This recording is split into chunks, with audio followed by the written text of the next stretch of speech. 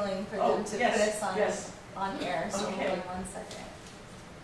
Yeah, you're good. I call the budget and audit meeting to order. First, roll call. Trustee Silver, Here. Trustee Klong, Trustee Audit, Present.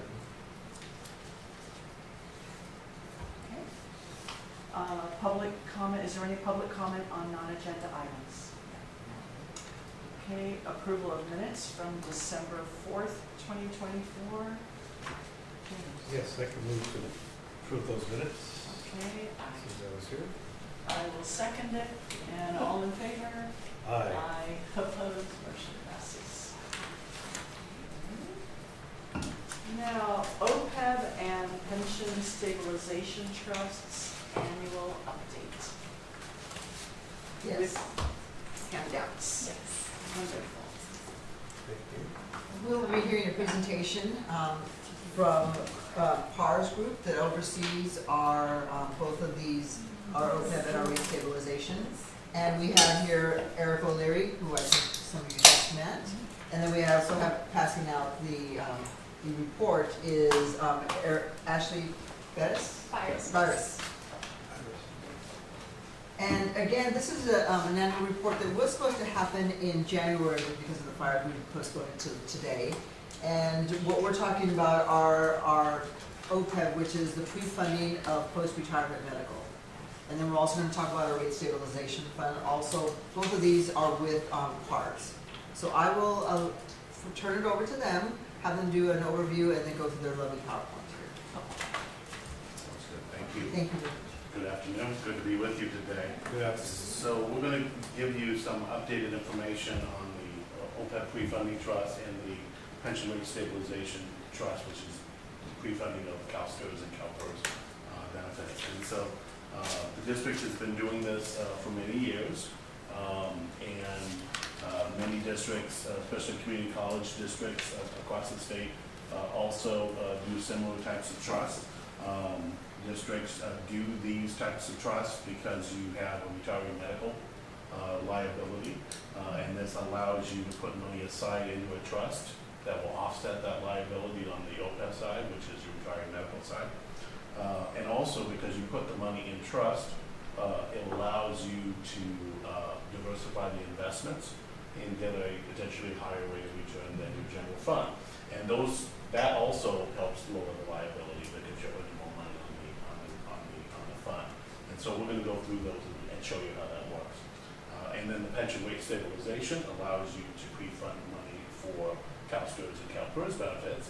And this really is used as a tool to mitigate against future contribution spiking. And so the rates are continuing increasing, but those times were really spiked. So this gives you some money set aside to help mitigate that in the future.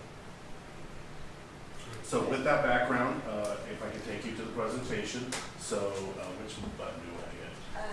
This one? Just click it, or, All right. No? it was working. Let me see. One second. Alright. It's on. So maybe just advance through the. Hold on 1 second. Let me just, can I do it this way? Sure. Okay. If you do it the full screen, it should still. How did You that- page down with the fingers. Oh, there we go. So just the roller. The roll. Yeah, Okay. that's it. Maybe it was just. Oh, Okay, here, let's sorry. try it now. Yeah. Okay. Here it goes. It's really sensitive. Yeah, it is. Okay, there it is. Okay. So this slide, page 2, gives you an overview of the program partners. PARS is the company that Ashley and I represent. We are the trust administrative consultant. We do all the record keeping and help facilitate contributions and distributions in the event that you want to take those. Our company has been in business for over 40 years in the retirement space and trust space for governments. We only work with government plans, and my practice is exclusively education, community colleges, and K-12 education. And so we are here to give you the overview, and we also send fiscal services monthly reports on the program as well. The trustee is US Bank, they hold the money. PARS never touches the money, we are the record keeper, but never touch it. US Bank holds it in trust. PFM Asset Management is the investment provider and invest the money based on a investment policy that the district establishes, and so we'll go through that in a moment. So if you go to the next slide, page 4, this is your summary of your OPEB plan. So again, OPEB being your retiree medical portion, this plan was put in place April 1st of 2018, the first contribution. And then the plan administrator is the Assistant Superintendent Vice President of Business and Administrative Services. And you have invested in what's called a target index conservative portfolio. We'll talk about what that means in a moment. So initially you deposited $10 million in June of 2018, made about 20 million, almost 21 million of additional contributions. And you can see the investment earnings to date of 6.6 million. So right now, as of this report, you're sitting at about 37 and 0.6 million on the account. So you go to the next page, you will see that a little bit further. But can I just note that this is as of March 31st? Correct. So it doesn't hit April. March. Correct, yeah, this is the end of March 31st. Yeah. Correct. And so, I'm gonna ask something just for a second on the contributions, so I can understand. The total contributions are from, because what I'm asking is, total contributions are? 30, No, what are? From this employee? no, this is from the district. So the From the district has district part taken of it. assets, probably out of the general fund or maybe other places, and deposited it into the trust account. Okay. And then US It's Bank from the holds the college. money, Okay. exclusive benefit for OPEB benefits, and so it can only be used for OPEB benefits. Got it. I mean, absolutely. So When I hear maybe, contributions, I'm always thinking employee. Understand. I'm just talking to CalSTRS today. Understand. That's in my brain. Yeah, understand. So if you see that on page 5, you'll see the history. So Okay. 10 million in 18, 2, and then you skipped a couple of years. So one of the beauties of the trust is you aren't required to make contributions every year. If there's a financial issue, a budget issue, you don't have to do that. And so you can see as of March 31st, it's 37.6 million. The next slide gets into the returns. And so, I know, I had a question. Sure. When do we anticipate beginning to disperse the funds? that's a good question. You can do that at any point for costs related to retiring medical type Okay. expenses. So the district has the ability to tap that fund at any time. And so that would definitely be something for you guys to consider as we get into the actuarial, when we show you that you are fully funded right now, at least technically based on the last actuarial evaluation. So that could potentially ebb and flow depending on market conditions and things like that. Do you advise us when is the most prudent time to begin to draw down? No, we're really giving you information. We're happy to help you do that. But ultimately, that's your decision based on what your financial position, what your budget needs are, and those types of things. The rainy day fund. right. Yes. And that would happen as part, most likely, the budget process, where we would look and say, okay, this is a challenging year. Rather than making substantial cuts, we can look into this. Right. But again, it's 100% pre-funded at this point. Yeah, but it's definitely something to think And it's about. only for those costs that we pay Correct. for Correct. post-medical benefits. Correct. So, So 30 years from now, if we find that we're living in our peak employment today, and we've moved beyond the bulk of retirees who need this funding, there may come a day far in the future where this could just revert to the college. so you can't revert to the college unless there's one way that it can. So anytime the district wants to tap it for OPEB expenses, they can. So that's one way to draw it down. The only way that the asset can be given back to the college is that the liability ever gets to zero. If you don't have a liability, let's say you don't have any employees in the plan, and let's say hypothetically you didn't provide this benefit, 20 years from now and everybody had stopped receiving benefits, then at that point, asset left, you can get it back. Otherwise, it's held for exclusive benefit of employees for this purpose. So that would be something for you to consider now that you are fully funded, is do you turn the spigot on, so to speak, on this and use this to alleviate the general fund? But you also, as we'll show in the actuarial, there's still an ongoing contribution. Just like if you were in CalPERS or CalSTRS, if you were fully funded, which you're not, but if you were, you still have to make your contribution every year, right? So, something to think about. But definitely something to be talked to you at any point about. So, page 6 gives you the history of returns. You can see the annual at the top. Obviously, you mentioned this month. Obviously, this month has been volatile. We don't have the results yet on April. Fortunately, the latter part of the month has been a little better. But we've been through this before. 22, because of COVID, coming out of COVID, there was some, you lost 12% that year. And so you can see all those other years, it bounced back and been positive. So over the history of the plan, you can see a 5-year return of about 6.6% through March, and it's actually to date all the way back to 2018, 5.2%. And this is because we stayed the course the whole time. Correct. Even during the downtime, Correct. we continued to stay our course, then we were, at the end of the day, we were able to bring it and actually increase. And in most districts, and can't speak to your cash flow needs and so forth, but most districts view OPEB as a 20, 30-year obligation, and so most districts view this as long-term, and it's will allow you to deal with the ups and downs of the market, and hopefully over time that it will handle that.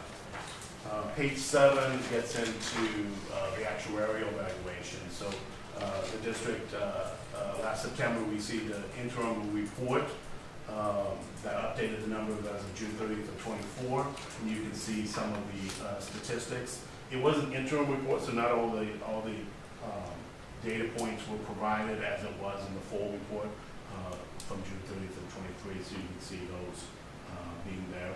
Notice the 922 for actives does include actives without coverage. So those numbers at the 786 to 922 looks like a huge jump. It's really 786 plus 60 is the difference there. So it's 846. I think it was, so I think it was just like 75 difference. And you can see the stats of your. That means plan. in 1 year, we had 80 people retire. It could also be a point in time. Yeah, that's, the 922 is active, so those are not retirees, those are the active employees who may or may not have coverage currently. Retirees is the growth number, and that actually went down by 40. Where is that number again? Right So here, retirees, right? yeah, 45 to 42. Meaning they turn 65. Yeah, possibly, yeah, You don't want to think or passed away. Yeah, so, Or- yes, okay, yeah, 60,000. exactly. So this is, So worth it. so this is your data, and so the next slide is really the really important slide, the really successful slide. You are in a class of not many districts and not many agencies in California that provide retiree medical OPEB benefits, and that you're sitting here June 30th of 24 valuation at 103% funded, so overfunded. So your liability as of that calculation was $34.5 million. Your fiduciary net position, which really means assets at the time of this, was 35.8.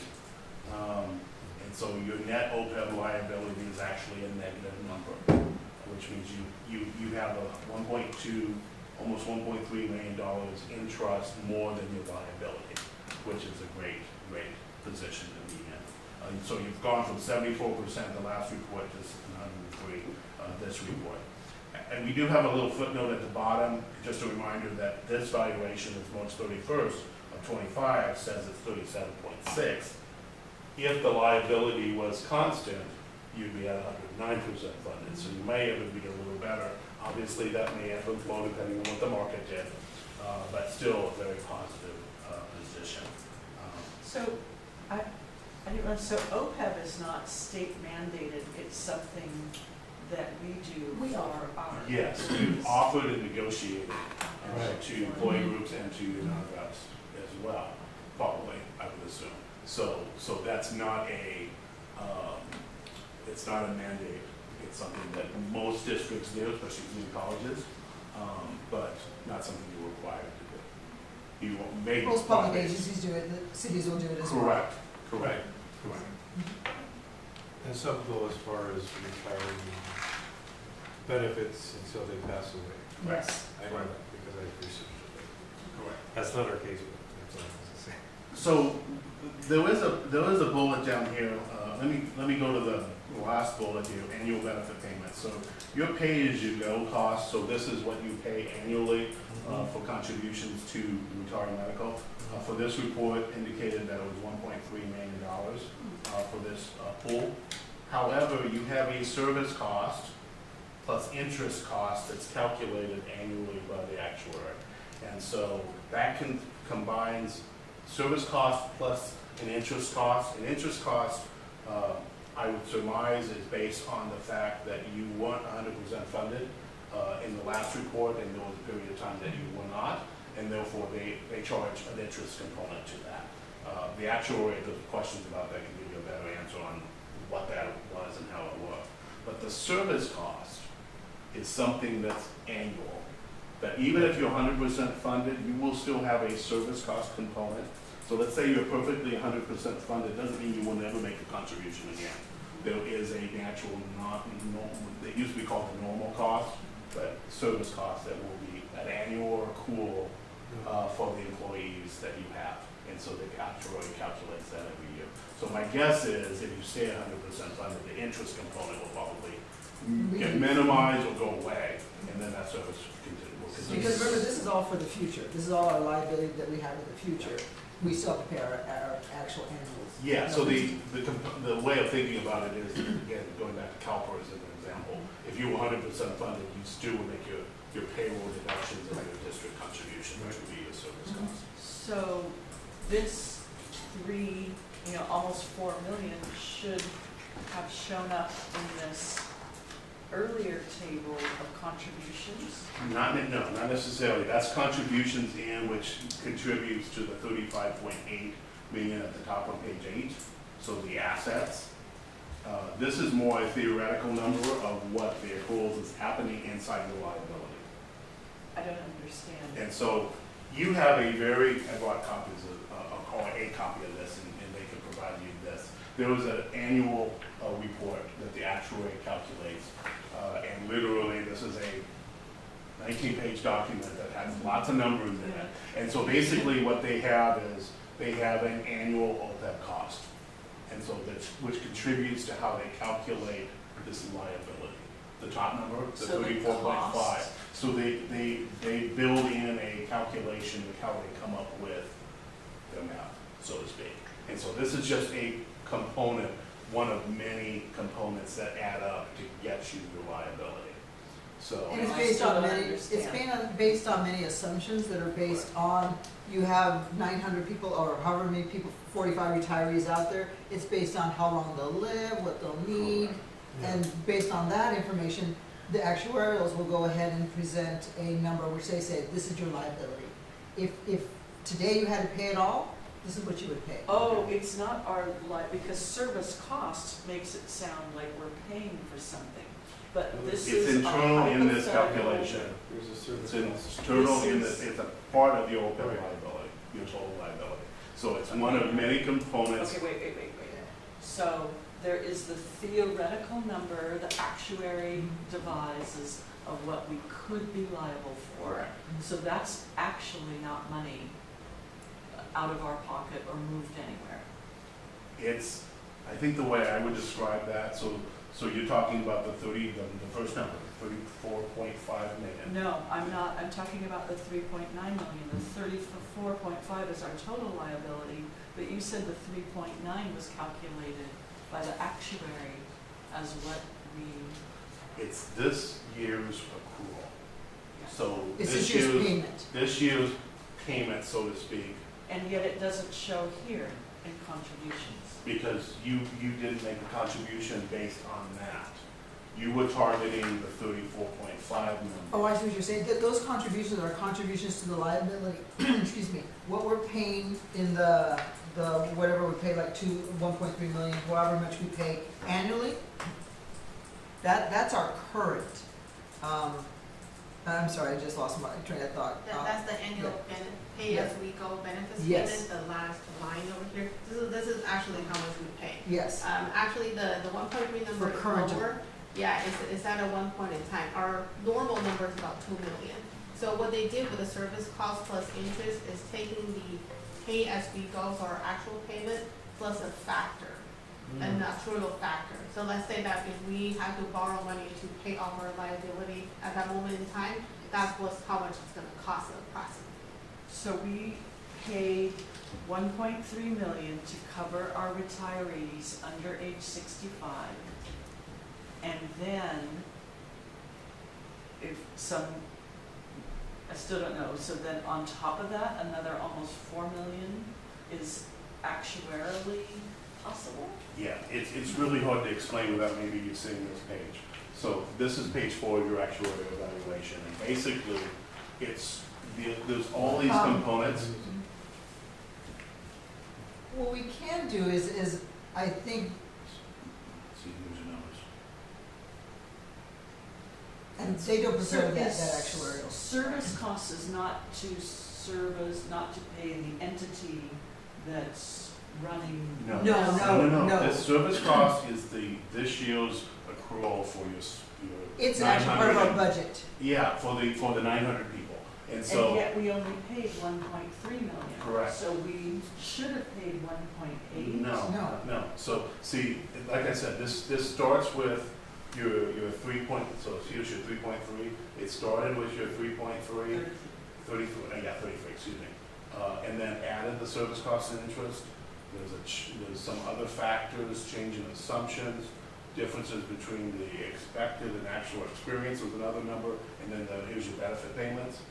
And then they come out with your net difference, and then they come up. So it's just a component of this 34 million. It's a way that they do the math to come out to that. And I'm not a professional actuary, so I couldn't tell you how they all do all these So numbers. this is the 3.9.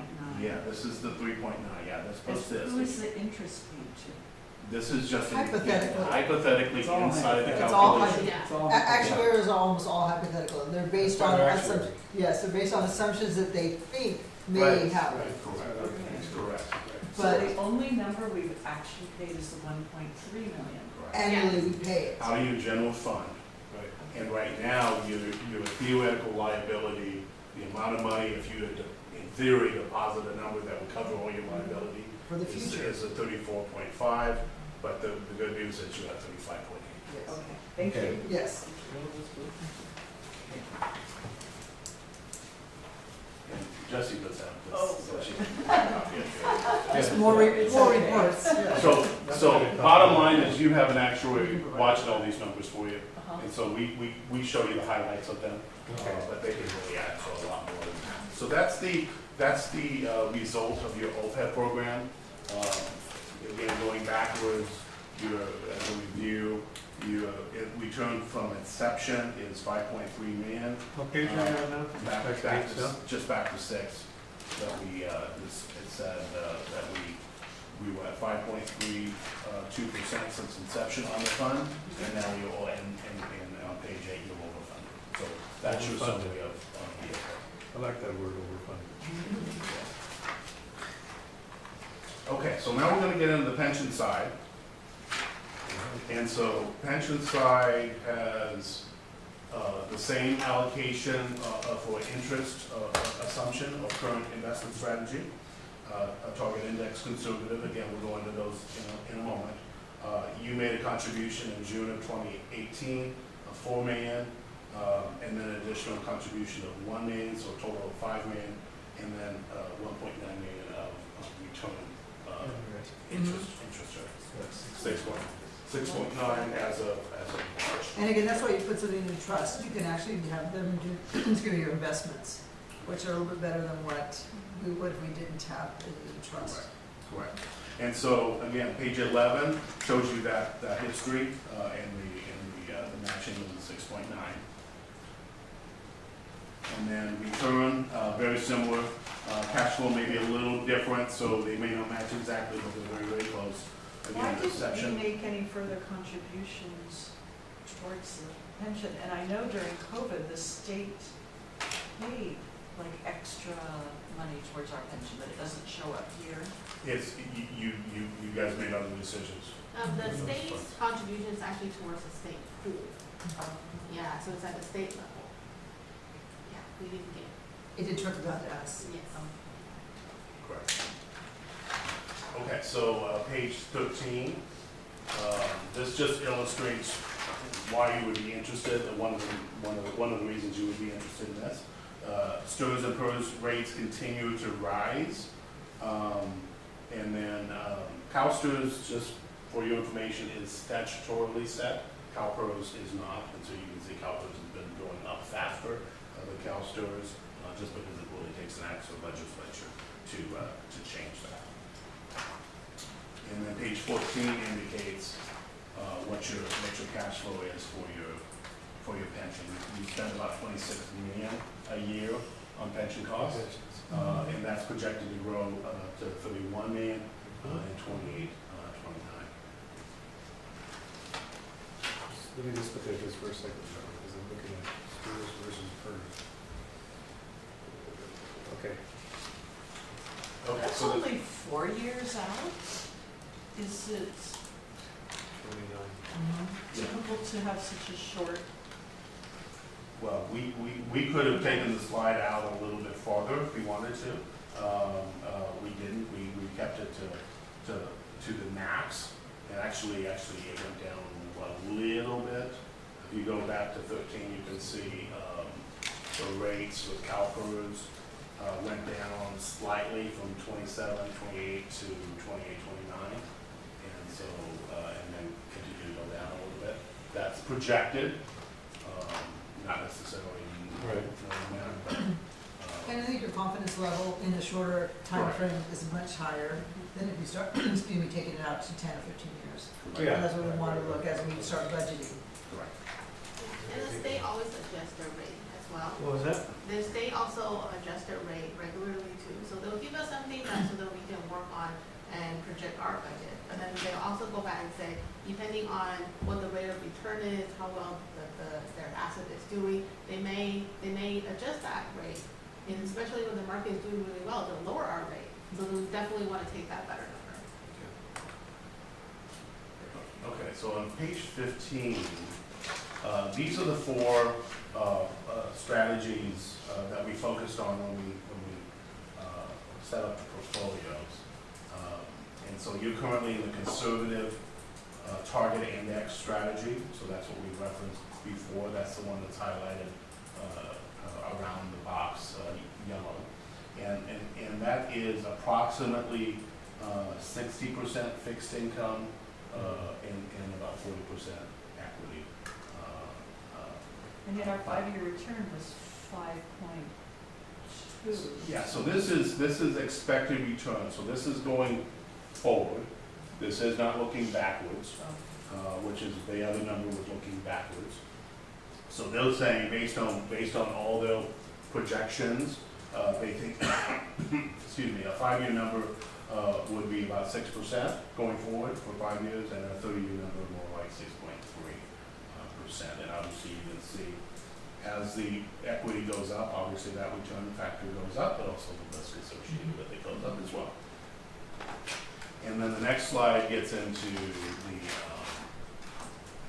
the actual returns, and you can see those returns 1, 3, and 5 for the pool. This is again for the pool that we've utilized. So again, because this is a longer term, your experience is a little bit longer than you've gotten a little bit higher return than the 5 year. And just so, again, so I can learn, because I love numbers as an artist. On the 3 years blank, just a slide, that's because it's happening there, where it's just The 3-year number just went, Under the fixed income. yeah. under the Oh, it was not, oh, I'm Yeah, sorry. it's not. That's what It I'm was not available. That particular calculation was not available. Okay, that's all, thank you. Yeah. Okay, so the rest of this gets some disclosures that the investment manager requires. I also did include a couple of periodicals that PFM Asset Management, the investment company, did provide with regard to the market. We provided this to our client base as well, so you can take a look at that and see what they are saying about the market. They have one on the volatility of the market, but also the issues with the The tariffs. uncertainty index. Yes. Yeah, so just some information, some late night reading if you're interested in hearing about what they think. This is a part on tariffs, I'm looking. Yeah, obviously, it's a little off to date because things are constantly changing in that as well. Right. So anything I can answer, any questions I can answer? Is there something we could do better? I don't, again, I think you maybe, especially of size of a district, you're the only one that I have that's 100% funded.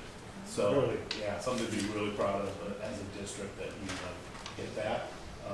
And so that's a huge benefit. Why is that a huge benefit? Number one, it helps you with your liability and in your financial statements because you have to disclose this liability. And so you have an asset, a liability and an asset that shows a net 0, right? And actually a plus number for you. And doesn't it go up when we have our bond ratings? But it also, yeah, that's what I was gonna say, is so when they look at your financial statements potentially for a bond or some other types of issues, you know, they're gonna look at your fully funded OPEB as a really positive thing. And you also have money set aside for pension, which a lot of districts don't have as well. So you have a double whammy, so to speak. And why would the employees really like this? Because this is really, they should be really confident that this is something that's gonna be here for the long term because you're funding it. If you had no asset to help deal with this, those benefits would be pretty uncertain for a long-term employee. So, yeah, really good, really Maybe good. if we have some windfall of funds in the future, those should go towards the pension liability? It's always an option, it's always an option. And that's accessible at any time as well for you as a district to help offset the future contributions. It doesn't necessarily have to be we're going to spike. There might be a reason you want to, you might have a challenging budget year and having some alleviation of costs out of general fund for pension and you might be helpful. So it's definitely an asset that will be beneficial. And I know the college, because again, I was here 26 years, was very conservative on their side in general. And so when there was a rainy storm, this is a rainy day fund, sometimes you're going to tap into the rainy day fund, which we kind of didn't like to do, but it's great to know that we're in this place. So thank you very much. Thank you. Awesome. So I'll get a copy of that also, just to have access to the wonderful actuary. Oh, the actuary? Yeah, We can use it. I keep everything in my files. Thank you.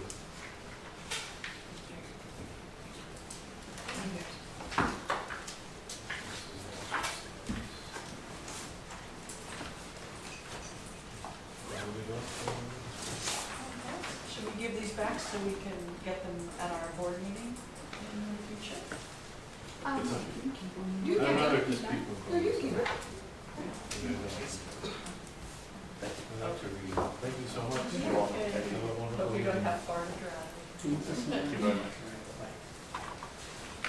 Okay. Very good. The next item is our 311Q financial report. I have two. Is it because one's for James or is one for Christine's? Two, quarterly financial status report. I have it. I think Okay. Christine, might be You have it? Christine. You have it? Extra Yeah, copy. Can you probably? Christine, that's right. Let me say that. Yes, okay, thank you. So I'll go through this real quick. So this is as of our third quarter, which is as of March 31st. And go ahead and go to, you can turn to the second page. There are 3 sections of this report. So the first section shows us about our revenue and expenses as well as fund balance compared to the last 3 years. And so as we can see that, well, this shows us the actual for 21-22, actual for 22-23, and 23-24. And we also included a column to show what we're projecting the year is going to end as of the end of 24-25. So we're showing a slight dip in our revenue just because of the state changes the deficit factor, very frequent. So we updated our projected revenue based on the latest deficit factor. And then so but we are still projecting that we're going to end with a positive note for the year, and our projected fund balance is going to maintain around 25%.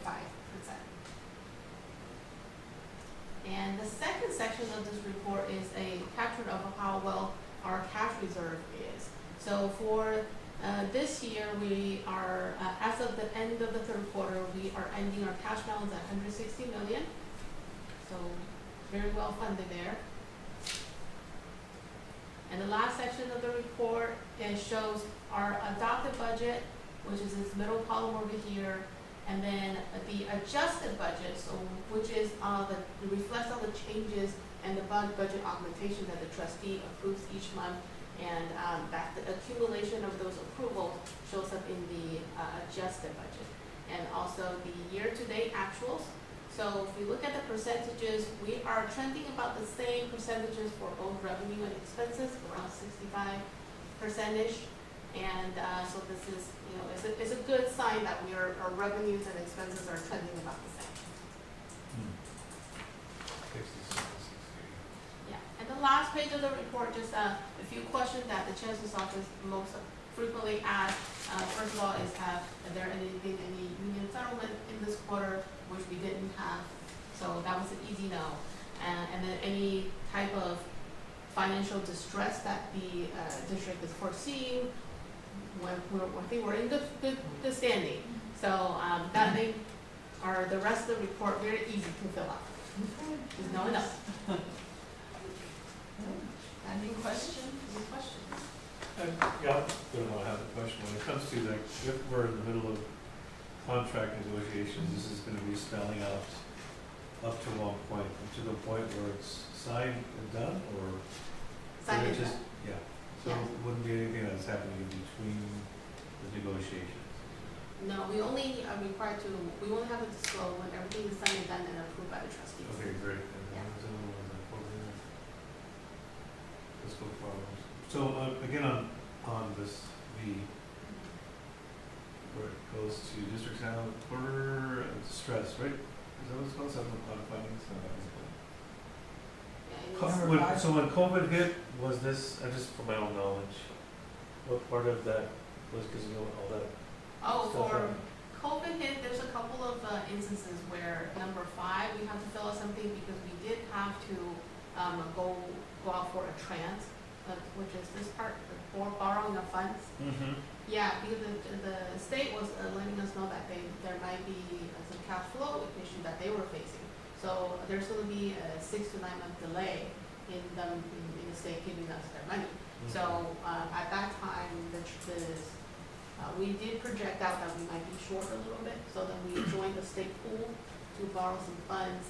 And then we jumped on the state pool because it was one of the best deals that we could find. It was one of with the lowest interest rate, and then Okay. and we share with the Mountain district so that the cost of borrowing was the lowest that we could find.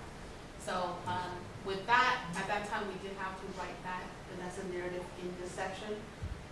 So that's an example. That will be in this. Right, that's what I was asking. Yeah, so if there's anything that, is to that magnitude, then we will have to disclose. Okay, perfect. Yes. All right.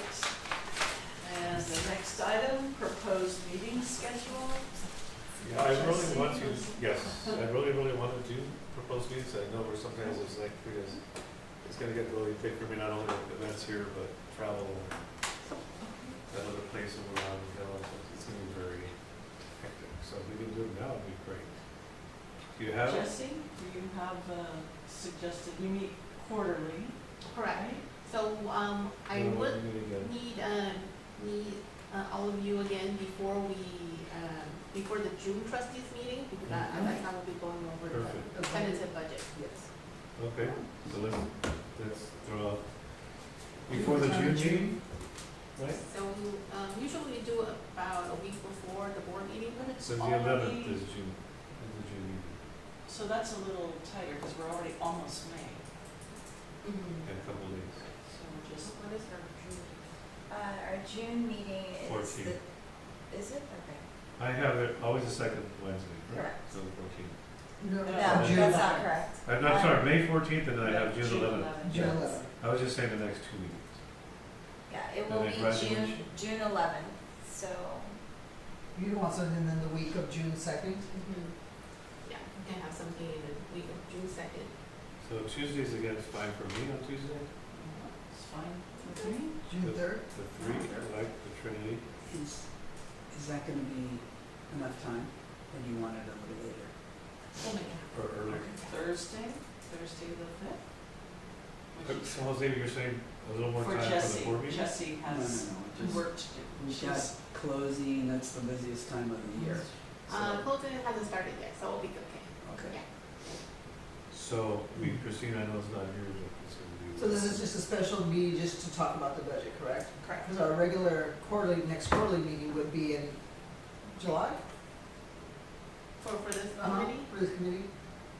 we don't really have one set up Okay. yet. Oh, Yeah, okay. But that's something that we, Okay. do we need this meeting that we're setting right now? yes, Yes. this one, Yes, yeah. yes, she Because said you have to yes. see the budget. Okay. Yeah, she just said, I heard her say that. So the What 3rd, day worked for you? the 3rd, June 3rd? June 3rd, yeah, It Tuesday, does. June 3rd, yeah. same time? 5 o'clock? Sure. I'm just gonna put it in now. I'll send you a calendar invite once I confirm also with trustee Park. 15, will be before, 15 minutes. It's good for you? I'm good all the time. Okay, All right, that's for sure. there you Okay, go. That's a good proposed, Live down the street. You're even closer than I am. that's right. thing. I'm only 1.4 miles. Proposed future agenda items? Yeah, I do want to talk about, when Candace was here, I was gonna have her do a sit down with her and really go through all of the budget items and just really get it. Because before, we were talking about this at lunch yesterday, about getting, the opportunity for the campus. Because back in the day, there was like 2 sessions where we allowed the campus to, this was in our purview. We had like 2 days of, we just went over the budget for the entire campus, so they understood all the line It's items. actually happening. Is that happening? Look at that. It happens every year, it happens several times a Okay. year. So, That's happening, is it this Saturday, or? Is Next Saturday? next Saturday or the next Saturday? so it's on a Saturday. Yeah, and we're we gonna go- go- Coming in on a Saturday? It's a Wait, wait. Friday, it's a retreat Mhm. where everybody that wants to come comes. Okay, Right.